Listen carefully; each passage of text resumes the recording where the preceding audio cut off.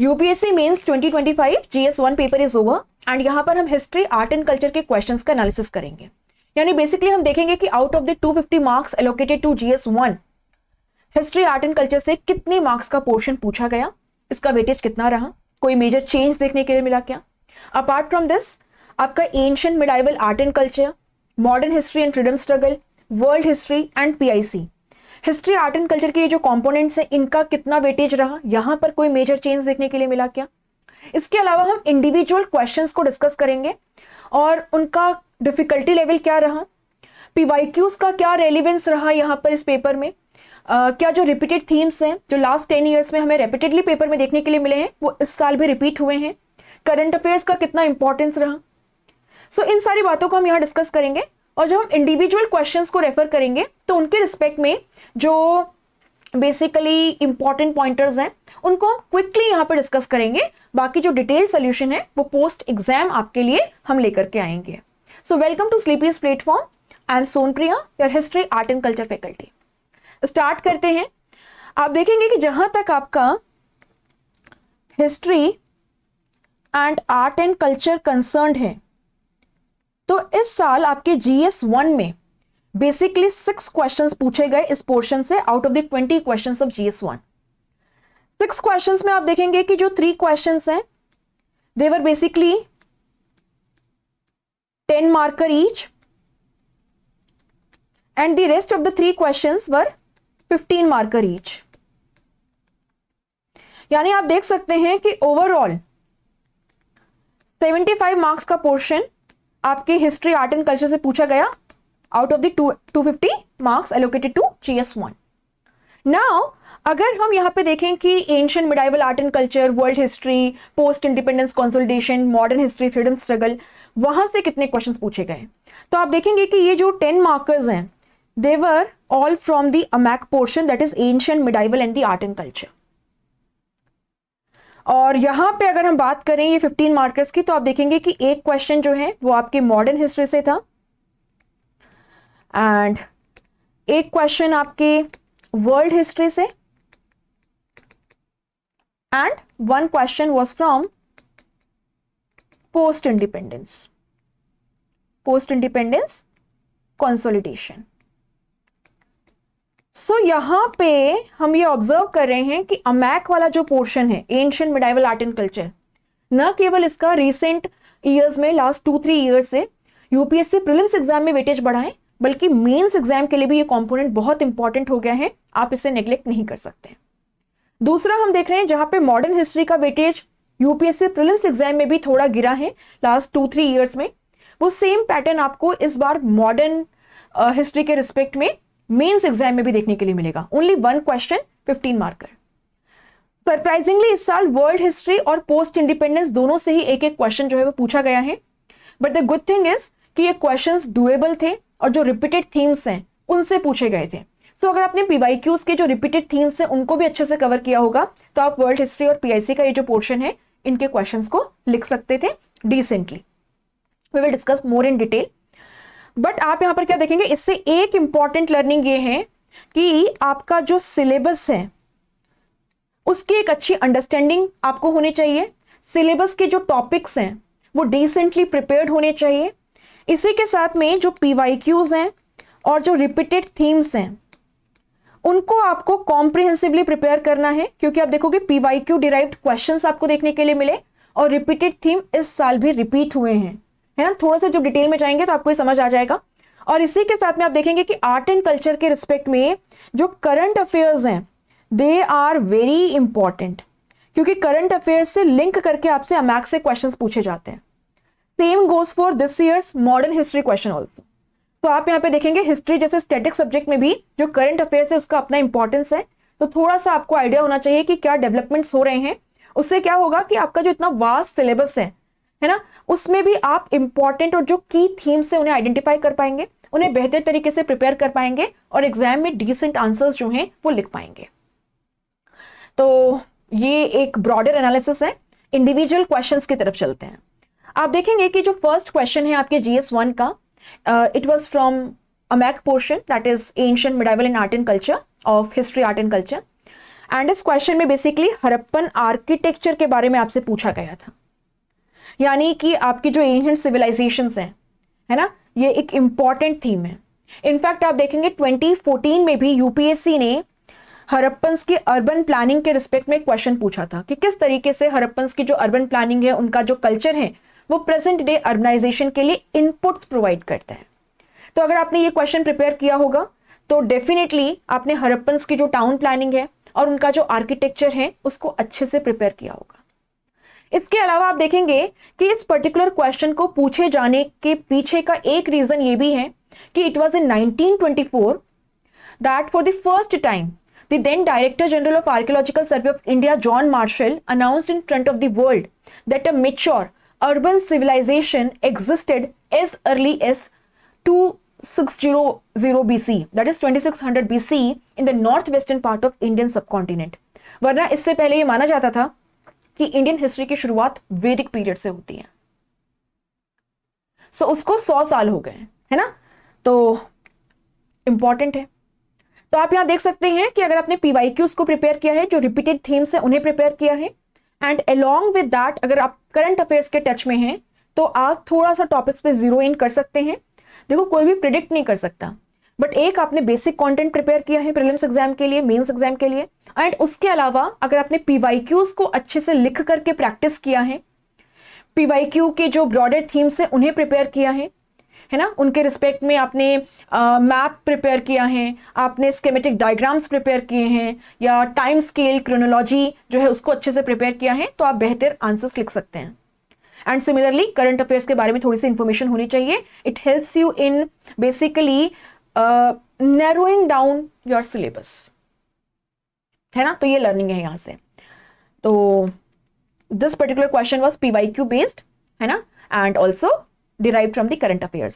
Now Harappans के architecture के respect में अगर हम की पॉइंटर्स को डिस्कस करें तो आप टाउन प्लानिंग की बात कर सकते हैं, और जब आप टाउन प्लानिंग की बात करेंगे तो आप यहाँ पे इनके जो फोर्टिफिकेशंस हैं उसकी बात कर सकते हैं, आप यहाँ पे जो ग्रिड पैटर्न है,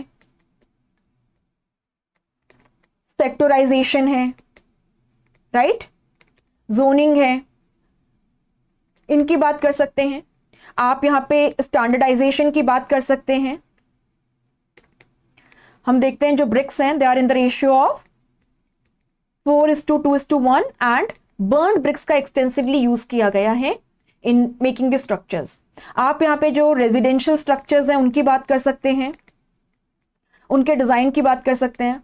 आप यहां पे जो पब्लिक अमेनिटीज हैं जैसे कि ग्रेनरी है या फिर आपका ग्रेट बाथ है, उनकी बात कर सकते हैं।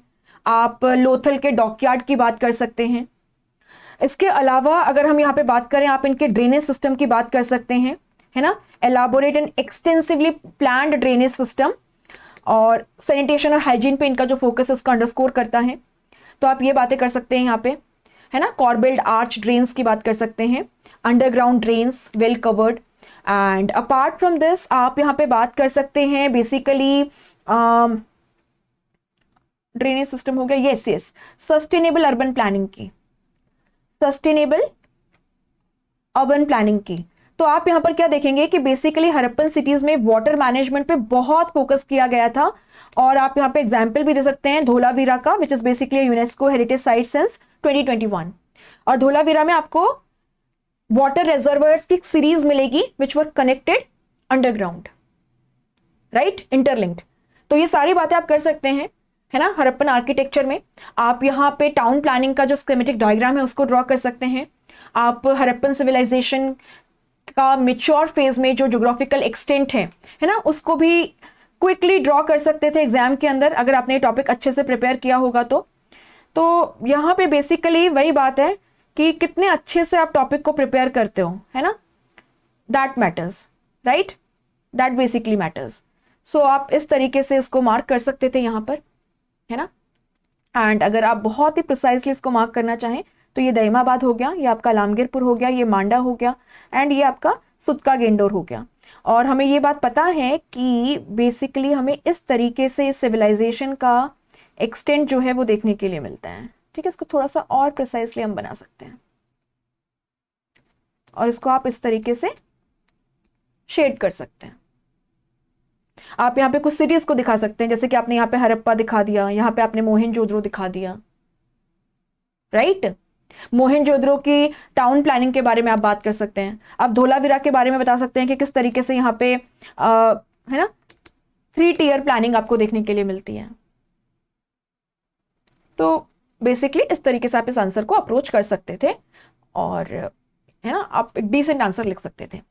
नाउ ये जो सेकंड क्वेश्चन है ये आपका बेसिकली अमैक में मुगल पीरियड से क्वेश्चन है और यहां पे आप देखेंगे कि अकबर के रिस्पेक्ट में क्वेश्चन पूछा गया है।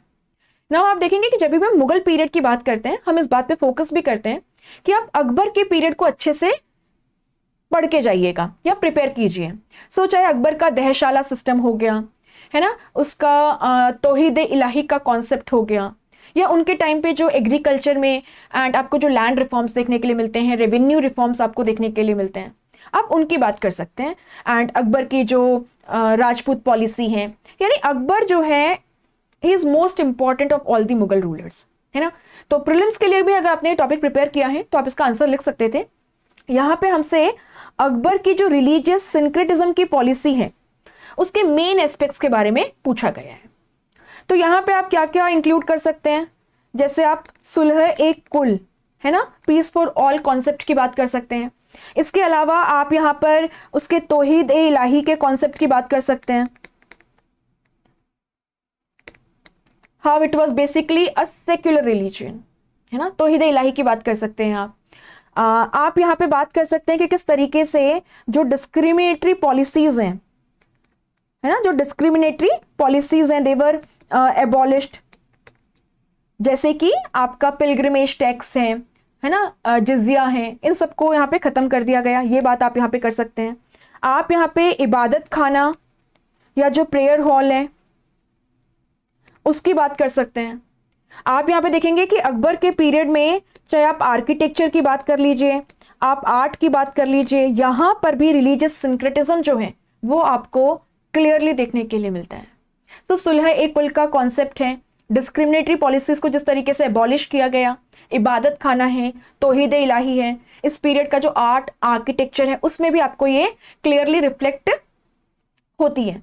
और इसी के साथ में आप देखेंगे अकबर जो है वो रिक्रूटमेंट में, है ना, अपने मनसबदारी सिस्टम में रिलीजन के बेसिस पे कभी भी डिस्क्रिमिनेट नहीं करते थे। यहाँ पे आपकी जो मेरिट है, आपकी जो लॉयल्टी है वो मैटर करती थी। तो ये सारी बातें जो हैं वो आप कर सकते हैं, ठीक है। बाकी डिटेल्ड आंसर जो है वो हम देखेंगे अपने एक अलग वीडियो में। इस क्वेश्चन को देखिए, यहां पर बेसिकली कहा गया है कि जो चंदेला आर्ट फॉर्म है it basically is full of vigour, energy, motion and it covers diverse themes, और ये इस पीरियड के स्कल्पचर्स में बेस्ट रिफ्लेक्ट होता है। आपको इसको सब्सटेंशिएट करना था एग्जाम्पल से। अब आप सोच रहे होंगे ये क्वेश्चन क्यों पूछा गया है, राइट। तो देखो, जहां तक मैं सोच पा रही हूं, आप यहां पे देखेंगे कि दरअसल इसी साल यूनेस्को की जो टेंटेटिव हेरिटेज लिस्ट है, यूनेस्को की जो टेंटेटिव हेरिटेज लिस्ट है उसमें गुप्ता टेम्पल्स को इंक्लूड किया गया है। एंड आपको ये बात अच्छे से पता है कि गुप्ता टेम्पल्स जो हैं they basically mark the beginning of the Nagar style of or the northern Indian style of temple building, Nagar style of temple building, or this particular style it reached its peak during the Chandelas of Bundelkhand, and Chandelas के द्वारा खजुराहो के जो मंदिर हैं उनका निर्माण करवाया गया। खजुराहो के जो टेम्पल्स हैं they were built है ना during the time period of the Chandelas, और ये जो टेम्पल्स हैं ये अपने स्कल्पचर्स के लिए फेमस हैं, है ना, ये अपने बेसिकली स्कल्पचर्स के लिए फेमस हैं। सो एक तो ये हो गया, ठीक है। तो आप यहाँ पर क्या देख रहे हैं कि गुप्ता पीरियड के टेम्पल्स को यूनेस्को टेंटेटिव हेरिटेज लिस्ट में शामिल किया गया है। तो टेम्पल आर्किटेक्चर हमारे लिए इंपॉर्टेंट हो जाता है, और उसमें भी नागर स्टाइल ऑफ टेम्पल आर्किटेक्चर और इंपॉर्टेंट हो जाता है। अब हम पढ़ते हैं कि नागर style of temple architecture basically reached its peak during the time period of the Chandelas, right. तो और चंदेला टेम्पल्स जो हैं वो अपने स्कल्पचर्स के लिए फेमस है ना। हमारे मन में जैसे कोई कहता है चंदेला के टेम्पल्स, जैसे खजुराहो का महादेव टेम्पल, तो इमीडिएटली इरोटिक इमेजेस हमारे दिमाग में आती हैं। बट आप देखोगे कि खजुराहो के टेम्पल्स में जो इरोटिक इमेजेस हैं दे आर वेरी लिमिटेड। आपको यहाँ पे डिवाइन इमेजेस भी मिलेगी, गॉड गॉडेसेस की। आपको जो मंडेन लाइफ है, डे टू डे लाइफ है ना, जो सोशो इकोनॉमिक एक्टिविटीज हैं, लोगों की जो दिनचर्या है, वेरियस ऑक्यूपेशंस हैं, उनके बारे में भी जानने के लिए मिलता है। और है ना, जो सेक्युलर लाइफ है, जो अदर एस्पेक्ट्स हैं जैसे कि पॉलिटिकल लाइफ है, उनके बारे में भी काफी कुछ जानने के लिए मिलता है। तो क्वेश्चन जो है उसी डायरेक्शन पे है। तो एक तो ये करंट अफेयर्स का लिंकेज जो है ये मैं यहाँ पे थोड़ा सा लिंक कर पा रही हूं। दूसरा आप यहाँ पे देखेंगे कि बेसिकली 2022 में यूपीएससी मेंस के पेपर में ये क्वेश्चन पूछा गया था। तो आप यहां पर देखेंगे कि यहां पे इस क्वेश्चन में क्या पूछा गया था आपसे कि किस तरीके से मिडिवियल पीरियड के जो टेम्पल्स हैं और जो स्कल्पचर्स हैं वो हमें उस पीरियड के सोशो इकोनॉमिक लाइफ के बारे में काफी कुछ बताते हैं। तो वहां पे भी हमने चंदेलास का जो रेफरेंस है वो एग्जाम्पल्स में यूज किया था। यहां पे हम लिखना थोड़ा सा उसको भूल गए ना, बट आप देखोगे 2022 में भी इस तरीके का क्वेश्चन पूछा गया था कि जो मिडाइवल टेम्पल कल्चर्स हैं वो किस तरीके से सोशो इकोनॉमिक लाइफ के बारे में हमें इंसाइट्स प्रोवाइड करते हैं। सो एक तो पीवाईक्यू का थीम है, तो यहां पे आपने चंदेलास को as part of this particular question prepare किया होगा थोड़ा सा। दूसरा हो सकता है ये करंट अफेयर्स का लिंकेज, एंड इसके अलावा टेम्पल आर्किटेक्चर जो है उससे काफी क्वेश्चंस पूछे गए हैं, रिपीटेड थीम है। सो इसको मीडियम कैटेगरी में रख सकते हैं, मीडियम टू डिफिकल्ट ना, इतना इजी नहीं है, एग्जाम्पल्स नहीं मिलते हैं। अब इस क्वेश्चन को आप किस तरीके से अप्रोच करेंगे, तो बेसिकली जहां तक बात है कि इसमें काफी ज्यादा आपको एनर्जी मोशन देखने के लिए मिलता है, तो आप बता सकते हैं कि किस तरीके से यहाँ पे बेसिकली जो इमेजेस हैं उनको काफी ज्यादा नेचुरल तरीके से दिखाया गया है ना, काफी नेचुरल फ्लूइड पोस्चर है। और इसके अलावा आप यहाँ पे बात कर सकते हैं कि किस तरीके से यहाँ पे जो फीमेल्स हैं उनको अलग अलग पोस्चर्स में जैसे त्रिभंग मुद्रा वगैरह में दिखाया गया है, और ऐसा लगता है कि the images are lively, they are moving. Now बाकी बात है कि यहाँ पे वेरियस थीम्स जो हैं, डाइवर्स थीम्स जो हैं वो आपको देखने के लिए मिलते हैं। तो यहाँ पे आप बात कर सकते हैं कि किस तरीके से यहाँ पे आपको डिवाइन फिगर्स भी देखने के लिए मिल जाएंगे, आपको यहाँ पे सेक्युलर थीम्स भी मिल जाएंगे, और जैसे हमने बात की यहाँ पे आपको मंडेन थीम्स जो हैं डेली लाइफ के वो भी देखने के लिए मिल जाएंगे। आप यहाँ पे बात कर सकते हैं कि किस तरीके से ये जो स्कल्पचर्स हैं इनको बनाने के लिए जो टेक्निक इस्तेमाल की गई है वो इनको बेसिकली लाइवली बनाता है, ऐसा लगता है कि ये जीवंत हैं। आप यहाँ पे बात कर सकते हैं कि ये जो स्कल्पचर्स हैं not only they look lively, but इसी के साथ साथ में they basically carry deep philosophical meaning and religious connections. For example आप यहाँ पे देखेंगे इस टेम्पल में आपको पेरिफ्री में इरोटिक इमेजेस देखने के लिए मिलती हैं, एंड सेंटर में आप क्या देखेंगे, सेक्रेड डिवाइन इमेजेस। यानी धर्म अर्थ काम मोक्ष इन पर आपको फोकस करना है, बट जो काम है वो आपका पेरिफ्री में रहेगा। It should not occupy the central space in your life. हमारे यहाँ पे जो हम पुरुषार्थ में धर्म अर्थ काम मोक्ष एक बैलेंस्ड लाइफ की बात करते हैं वो यहाँ पे क्लियरली रिफ्लेक्ट होता है, और ये हमारी कल्चर की ब्यूटी को, मेच्योरिटी को, उसकी डाइवर्सिटी को रिफ्लेक्ट करता है। कुछ लोगों का कहना है कि यहाँ पे जो बेसिकली इरोटिक इमेजेस हैं दे आर एसोसिएटेड विद तांत्रिक कल्ट। तो ये सारी बातें आप यहां पर कर सकते हैं, और आप बता सकते हैं कि किस तरीके से खजुराहो के जो टेम्पल हैं they are basically part of the UNESCO heritage list. तो बाकी इस लाइन पे सोचना था थोड़ा डिफिकल्ट है, बट अगर आपने पीवाईक्यू प्रिपेयर किया होता और थोड़ा नागर स्टाइल ऑफ टेम्पल आर्किटेक्चर, तो आप इस आंसर को भी डिसेंटली लिख सकते हैं, है ना। यहाँ पर भी आप मैप बना सकते हैं, और मैप बना करके आप बेसिकली बुंदेलखंड में खजुराहो के जो ये टेम्पल्स हैं, है ना, इनको शो कर सकते हैं। जैसे कि कंदरिया महादेव मंदिर है, या आप जो लक्ष्मण सेन टेम्पल है, इन सबको यहाँ पे बता सकते हैं।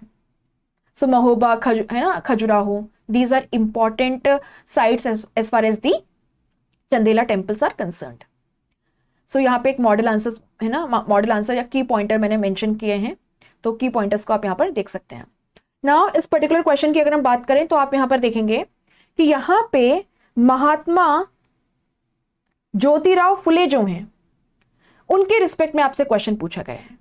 कहा है कि महात्मा ज्योतिराव फुले की जो राइटिंग्स हैं और उनके जो एफर्ट्स हैं as far as the social reforms are concerned, they have basically touched issues of almost all these subaltern classes, that is Dalits, women, poor,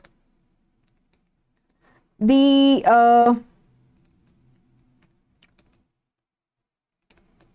people who are victims of religious dogmas, superstitious practices.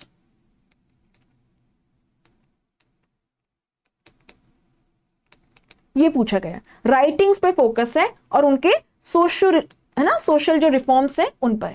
Now आपको पता है कि महात्मा ज्योतिराव फुले जो हैं ये basically माली cast से आते थे, गार्डनर कास्ट से, and he was basically against the monopoly of the Brahmanical class, the futile rituals, the poor condition of the women, है ना, they were denied basic rights, they were denied educational rights.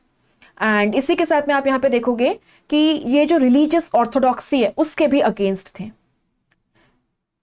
Religious freedom की बातें कर रहे थे। और इन्होंने सत्य शोधक समाज जो है, ट्रू सीकर्स सोसाइटी, उसकी फाउंडेशन को रखा। अब इनकी राइटिंग्स की स्पेसिफिकली बात हो रही है, तो आप जहां पर बात करेंगे कि ज्योतिराव फुले जो हैं उनके द्वारा ऑल गर्ल्स स्कूल की शुरुआत की गई पुणे के भीड़ेवाड़ा में, and it was the first, है ना, first all girls school started by someone who was a native. तो आप देखेंगे कि ज्योतिबा फुले और उनकी जो धर्म पत्नी है सावित्रीबाई फुले जी, है ना, समाज सुधारक भी हैं, इनके द्वारा एक ऑल गर्ल्स स्कूल की शुरुआत की गई थी इन पुणे's भीड़ेवाड़ा। अपार्ट फ्रॉम दिस आप यहाँ पर देखेंगे कि उनके द्वारा जो दलित्स हैं उनके अपलिफ्टमेंट के लिए काम किया गया और ब्राह्मणिकल क्लास की जो मोनोपोली है उसको भी चैलेंज किया गया, है ना। तो राजा राम और राजा बाली की बात करते हैं, है ना। इसके अलावा आप यहाँ पे देखेंगे राइटिंग्स की स्पेसिफिकली बात हुई है, तो आपको ज्योतिराव फुले के थोड़े वर्क्स पता होना चाहिए ना। आप कहोगे कि मैम इसको कैसे प्रिपेयर करना था, तो आप यहाँ पर क्या देखेंगे कि एक सोशियो रिलीजियस रिफॉर्म जो है वो यूपीएससी का रिपीटेड थीम है। लास्ट 10 ईयर्स में ही 3 to 4 क्वेश्चन यहाँ से देखने के लिए मिले हैं। और जब हम पर्सनैलिटीज का टॉपिक प्रिपेयर करते हैं मॉडर्न हिस्ट्री का, तो या तो वहां पर हम जो वाइसरॉयज हैं, गवर्नर जनरल्स हैं, उन्हें प्रिपेयर करते हैं, उनके कॉन्ट्रीब्यूशन को, है ना, या जो उनकी पॉलिसीज हैं उनका एनालिसिस हम करते हैं, या फिर हम जो हमारे फ्रीडम फाइटर्स हैं, है ना, हमारे जो फ्रीडम स्ट्रगल के लीडर्स हैं उनको प्रिपेयर करते हैं, उनकी जो आइडियोलॉजीज हैं, उनके जो फिलोसॉफिकल बिलीव्स हैं उनको कंपेयर कॉन्ट्रास्ट करते हैं। अपार्ट फ्रॉम दिस आप यहाँ पर देखेंगे कि जो सोशियो रिलीजियस रिफॉर्मर्स हैं they are equally important, they are equally important. तो एक तो रिपीटेड थीम है, ठीक है, रिपीटेड थीम है, लेकिन हम ज्योतिराव फुले को ही क्यों प्रिपेयर करें। तो आप देखेंगे कि इस साल बेसिकली वाइकम सत्याग्रह की सेंटिनरी है। आप देखेंगे कि सेल्फ रिस्पेक्ट मूवमेंट को 100 ईयर्स पूरे हो गए, एंड इसके अलावा ज्योतिबा फुले जो हैं उनकी लाइफ पर बेस्ड एक मूवी फुले मूवी आई, और ये मूवी काफी ज्यादा कंट्रोवर्सी में रही। और इस मूवी के चलते ज्योतिराव फुले, उनका जो कंट्रीब्यूशन रहा as far as the social reforms are concerned, और उनके जो वर्क्स हैं उनकी बहुत ज्यादा बात हुई थी। अप्रैल के मंथ में करंट अफेयर्स में हमने इसको कवर भी किया था, यूट्यूब पे शॉर्ट भी बनाया था। तो आप यहाँ पे देखेंगे कि दरअसल उनकी राइटिंग्स की अगर हम यहाँ पर बात करें तो यहाँ पे जो कुछ इंपॉर्टेंट वर्क्स हैं वो है गुलामगिरी, जहां पे बेसिकली वो दलित्स को अमेरिका के ब्लैक से कंपेयर करते हैं। इसके अलावा आप यहां पे देखेंगे कि एक उनकी बुक है ब्राह्मणाचे कसब, और वहां पे बताते हैं कि किस तरीके से ब्राह्मणिकल क्लास जो है वो मैनिपुलेट करके बाकी लोगों का शोषण कर रही है, उनको एक्सप्लॉइट कर रही है। सो आपको इंपॉर्टेंट कास्ट रिलेटेड वर्क्स देखने के लिए मिल रहे हैं।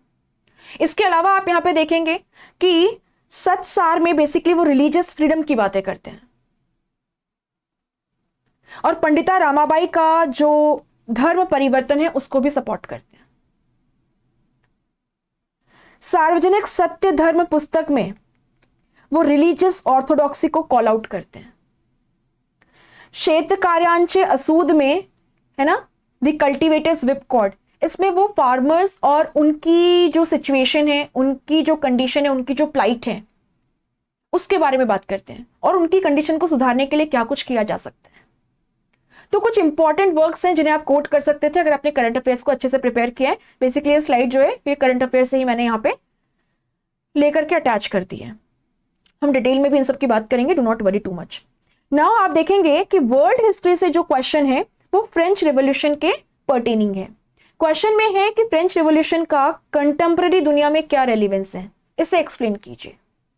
आप देखेंगे कि ये रिपीटेड थीम है। सो जहां तक वर्ल्ड हिस्ट्री है, आप देखोगे वर्ल्ड हिस्ट्री में आपके जो ये रिवोल्यूशंस हैं which laid down the foundation of the modern world, industrial revolution, the American revolution, the French revolution, Russian revolution, these are important. World wars जो हैं, world war 1, the intervening period between the 2 wars and world war 2, cold war, ये सब important topics हैं जहां से जब question पूछे जाते हैं तो अक्सर यहीं से क्वेश्चन पूछे जाते हैं। तो आप अगर प्रीवियस ईयर के क्वेश्चंस को अच्छे से एनालाइज करते हैं और रिपीटेड थीम्स को प्रिपेयर करते हैं तो भी आप यहां पे डिसेंट आंसर्स लिख सकते हैं, है ना। French revolution and contemporary times में इसका क्या रेलिवेंस है।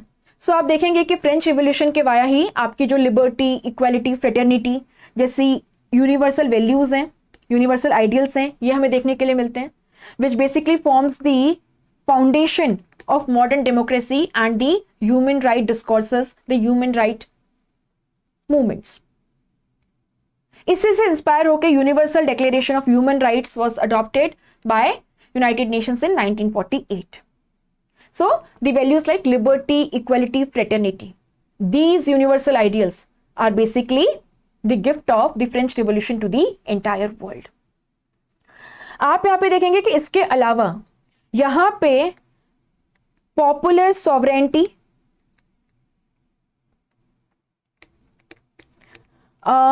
कॉन्स्टिट्यूशनलिज्म, यूनिवर्सल फ्रेंचाइज, ये वैल्यूज जो हैं ये आपको देखने के लिए मिलेंगे। सिटीजनशिप की बात यहां पर होगी, modern nation state, nationalism, foundation of a secular state, और इसी के साथ में फ्रेंच रिवॉल्यूशन जो है वो हमें बताता है कि किस तरीके से जो रिवॉल्यूशंस हैं, है ना, या जो एक्सट्रीम स्टेप्स हैं, they are double edged swords. क्योंकि हम यहां पर क्या देखते हैं, हम देखते हैं कि फ्रेंच रिवॉल्यूशन के इनिशियल सक्सेस के बाद में the rain of terror, the rain of terror,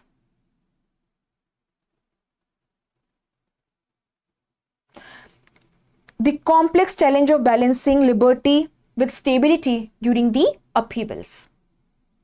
तो इस लाइन पे आप इस आंसर को लिख सकते थे, बहुत टफ नहीं है ना। अगर आपने बेसिक एनसीईआरटी पढ़ी है, ओल्ड एनसीईआरटी बाय अर्जुन देव, है ना, तो भी आप इस आंसर को लिख सकते थे, क्लास 9th, है ना। सो आर सिविलाइजेशन पार्ट 1। हिस्ट्री से अगर हम लास्ट क्वेश्चन की बात करें तो ये क्वेश्चन आपका पोस्ट इंडिपेंडेंस कंसोलिडेशन से था, और यहां पे ये कहा गया कि जो अर्ली फेज ऑफ इंडिपेंडेंस है वहां पे कंसोलिडेशन के प्रोसेस के तहत polity, economy, education, international relations, यहां पे जो डेवलपमेंट्स हमको देखने के लिए मिले उन्हें ट्रेस कीजिए। नाउ यहां पे अर्ली फेज का मतलब क्या है, the Nehruvian era. So basically यहां पे 1947 से 1963 के बीच में जो डेवलपमेंट्स हैं उन्हें हमें ट्रेस करना था। तो आपको पता है कि हमारे जो फाउंडिंग फादर्स हैं उनके सामने कुछ मेजर गोल्स थे, कुछ मेजर ऑब्जेक्टिव्स थे, ह्यूज चैलेंजेस थे, है ना। सो यूनिटी इन डाइवर्सिटी को प्रिजर्व करना है, but at the same time territorial integrity, national security जो है, इनको भी ध्यान में रखना है। डेमोक्रेटिक इंस्टीट्यूशंस को एस्टेब्लिश करना है, मॉडर्न डेमोक्रेसी को एस्टेब्लिश करना है, यूनिवर्सल एडल्ट फ्रेंचाइज, इलेक्शंस, है ना, ये सारे इनिशियल चैलेंजेस हैं। इसके अलावा प्रिंसली स्टेट्स का integration, redrawal of the boundaries on the basis of the demand of linguistic provinces, economy की अगर हम बात करें तो आप देखेंगे more than 50% of Indian population was below poverty line. यहां पे आपको concentration of wealth in a few hands देखने के लिए मिलेगा, है ना। एग्रीकल्चर जो है it was stagnant, backward. Manufacturing sector almost negligible था। लॉपसाइडेड डेवलपमेंट आपको यहां पे देखने के लिए मिलेगा। हेवी इंडस्ट्रीज डेवलप नहीं हुई थी। फॉरेन एक्सचेंज हालत बहुत खराब थी। We were basically in debt. Land reforms introduce किए गए, है ना। Zamindari abolition act, tenancy reforms, land ceiling act, green revolution आगे चल के आपको देखने के लिए मिलेगा। लेकिन हम अभी इनिशियल पीरियड की बात करें, so let's stick to this, right. So आप लैंड रिफॉर्म्स की बात यहां कर सकते हैं, आप प्लानिंग की बात कर सकते हैं, यहां पे मिक्स्ड इकोनॉमी की बात कर सकते हैं, फाइनेंस कमीशन की बात कर सकते हैं, industries development bank of India IDBI, industries development bank of India की आप बात कर सकते हैं। यहां पे एजुकेशन आपको पता है यहां पे, है ना, NCERT जो है national council for education research and training, उसे एस्टेब्लिश करना। इसके अलावा आपके IITs हैं, है ना, आपके KVs हैं, आपके जवाहर नवोदय जो है ना, जवाहर नवोदय विद्यालय हैं, इनको एस्टेब्लिश करना। टेक्निकल एजुकेशन पर फोकस करना, मॉडर्न एजुकेशन पर। इंटरनेशनल रिलेशंस में आप क्या देखेंगे, this was cold war era. तो यहां पे हमने नॉन अलाइनमेंट की पॉलिसी को किस तरीके से फॉलो किया, इंडिया का क्या रोल रहा as leader of the third world, किस तरीके से हमने यहां पे पंचशील का जो सिद्धांत है उसको अडॉप्ट किया as far as the foreign relations are concerned. Peaceful coexistence, non interference in the internal affairs of others, respecting the territorial integrity of the neighbouring states. आप देखेंगे ये वो टाइम है when we faced basically tensions with Pakistan and China too. So 1948 का war है, उसकी बात आप कर सकते हैं, द फर्स्ट कश्मीर वॉर, और उसके बाद में जो टेंस्ड रिलेशंस है दोनों के बीच में। 62 में चाइना के साथ war and 2 front war, like जो सिचुएशन हमने देखी। तो आप यहां पर क्या देखेंगे, इसके चलते हमारे डिफेंस मॉडर्नाइजेशन के लिए स्टेप्स लिए गए। आगे चल के आप देखेंगे रॉ जो है उसको एस्टेब्लिश किया गया। So defence manufacturing, defence modernisation, and उसी के साथ साथ में इंटेलिजेंस पे काफी काम हुआ। जो हमारी आर्म्ड फोर्सेस हैं, है ना, उनमें कोऑर्डिनेशन के लिए मैकेनिज्म, जो मिलिट्री एंड सिविलियन एडमिनिस्ट्रेशन है उनमें जो लाइंस ऑफ कम्युनिकेशन है उनमें जो दिक्कतें थी उनको रिजॉल्व करने की हमने कोशिश की। तो ये सब आप ब्रॉडली मेंशन कर सकते हैं। तो अगर आपने पोस्ट इंडिपेंडेंस कंसोलिडेशन के डिफरेंट टॉपिक्स को कवर किया है रिपीटेड थीम से ही, जैसे India Pakistan, India China relation से क्वेश्चंस आए हैं, राइट। आपका जो नैम है उससे क्वेश्चंस पूछे गए हैं, लैंड रिफॉर्म से क्वेश्चंस पूछे गए हैं।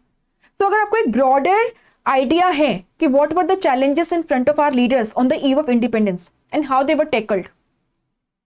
इकोनॉमी में हम बेसिकली एस्पायर कर रहे थे economic growth with social justice, equity. We do not want the wealth to be concentrated in a few hands और ग्रोथ फॉर अ फ्यू। तो ब्रॉडली आप इस लाइन पे इस क्वेश्चन के आंसर को भी लिख सकते थे। तो आप देखेंगे ओवरऑल जो पेपर का लेवल है as far as history, art and culture is concern, it was decent level, है ना। जो रिसेंट ईयर्स में देखने के लिए मिला है उसी लाइन पर है। एंड अगर हम सिलेबस को अच्छे से कवर करते हैं फाउंडेशन लेवल पे ही, प्रीलिम्स और मेंस दोनों के पर्सपेक्टिव से, लास्ट 10 to 12 ईयर्स के जो PYQs हैं स्पेशली 2013 ऑनवर्ड्स, उन्हें हम अच्छे से प्रैक्टिस करके जाते हैं।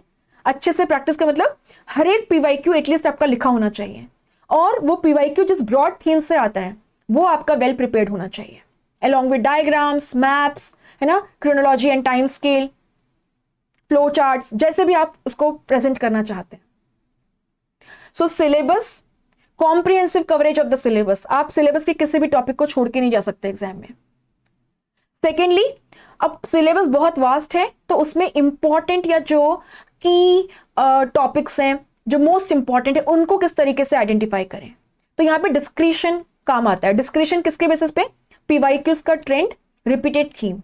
एंड येस, जहां तक ancient medieval art and culture का आपका art and culture portion concern है, आप देखेंगे कि जनरली जो क्वेश्चंस पूछे जाते हैं they are derived from the current affairs. So current affairs जो हैं वो आपको आर्ट एंड कल्चर के अच्छे से प्रिपेयर करने हैं। एंड बाकी हिस्ट्री से रिलेटेड जो मूवी है या कोई पर्सनैलिटी है, फिगर है, वो अगर न्यूज़ में रहता है या उसको लेकर के कोई कंट्रोवर्सी ब्रेकआउट होती है या कोई मेजर इवेंट है जिसको 50 ईयर्स हुए हैं, 75 ईयर्स हुए हैं या 100 ईयर्स कंप्लीट हुए हैं, so you have to prepare those in advance. So these are the learnings. I hope ये सेशन आपके लिए फ्रूटफुल रहा होगा। बाकी डिटेल एनालिसिस बहुत जल्दी हम आपके लिए लेके आएंगे। यहाँ पे इस पर्टिकुलर क्वेश्चन के रिस्पेक्ट में आपको कुछ की पॉइंटर्स मिल जाएंगे if you just want to refer. बाकी डिटेल आंसर तो मैं लाऊंगी। एंड यस, अब हमारे प्लेटफॉर्म पे हिस्ट्री का इंडिविजुअल कोर्स भी लॉन्च हो चुका है, जहाँ पे 50 लेक्चर्स में हम यूपीएससी प्रीलिम्स और मेंस के हिसाब से लास्ट 10 ईयर्स के मेंस और प्रीलिम्स के पीवाईक्यूज के साथ आपको कंटेंट प्रिपेयर करवाएंगे, जहां पे आपको video lectures, PDFs, daily practice test मिलेंगे और इसी के साथ में mock test and current affairs too at a very nominal price. Just use the code target 26। So आपके जो भाई बहन अभी प्रिपरेशन में एंटर कर रहे हैं या जो 2026 के लिए प्रिपेयर कर रहे हैं, definitely you can recommend the course to them and I am pretty sure that we will not let them down. ठीक है, चलिए बाकी मिलते हैं and all the very best.